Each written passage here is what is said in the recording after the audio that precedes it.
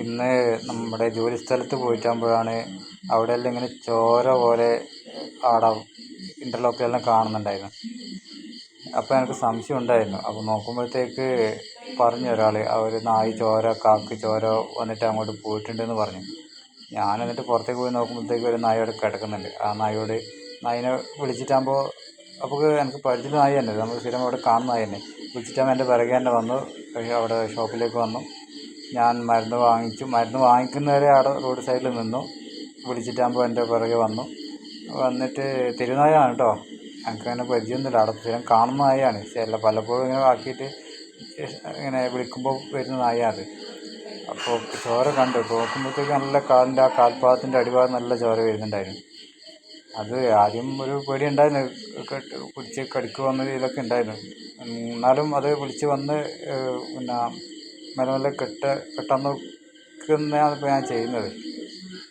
അപ്പം അങ്ങനെ അത് അത്യാവശ്യം ഒന്ന് കാലിലൊക്കെ മുറുക്കെ പിടിച്ച് അത്യാവശ്യം ഒന്ന് കെട്ടി കൊടുത്തിട്ടുണ്ട്. ഇന്ന് നമുക്കൊന്ന് നാളെ ഒരിക്കൽ കെട്ടി കൊടുത്തതിന് ശേഷം അത് വീണ്ടും കടിച്ച് മുറിച്ച് രണ്ടാമത് കെട്ടി കൊടുത്തു.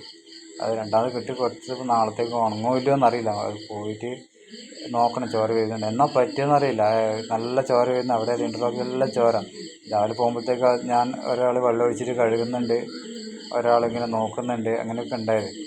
ആർക്കും അങ്ങനെ ധൈര്യം ഉണ്ടായിട്ട് അപ്പോൾ നായിനെ കെട്ടി കൊടുക്കാനല്ലോ. നമുക്ക് പിന്നെ ഈ നായിനെ കണ്ടു കഴിഞ്ഞാൽ അങ്ങനെ പെട്ടെന്ന് നായി മാത്രമല്ല ജീവജാലം കൊണ്ടുള്ള ഒരു ഇഷ്ടമാണ് എനിക്ക്. അങ്ങനെ കണ്ടു കഴിഞ്ഞാൽ അങ്ങനെ പെട്ടെന്ന് അതിനെ നമ്മളൊരു വേദന പോലെ തന്നെയാണ് നമുക്കത് തോന്നാറ്.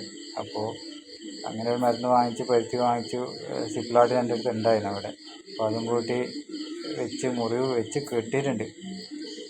പക്ഷെ അത് തെരുനായല്ല, അങ്ങനെ കാല് കെട്ടി വെക്കാനോ അല്ലെങ്കിൽ വേറെ തൊട്ടടുത്ത് ഹോസ്പിറ്റലിൽ വിളിച്ചു ചോദിച്ചു അവിടെ ഡോക്ടർ. അപ്പോൾ ഡോക്ടർ അവിടെ ഇല്ല, അവിടെ വേറെ കാര്യങ്ങളൊന്നുമില്ല, ഒരു 5-8 കിലോമീറ്റർ അപ്പുറമുണ്ട്, അവിടത്തേക്ക് കൊണ്ടുപോകണം എന്നൊക്കെയാണ് പറഞ്ഞത്.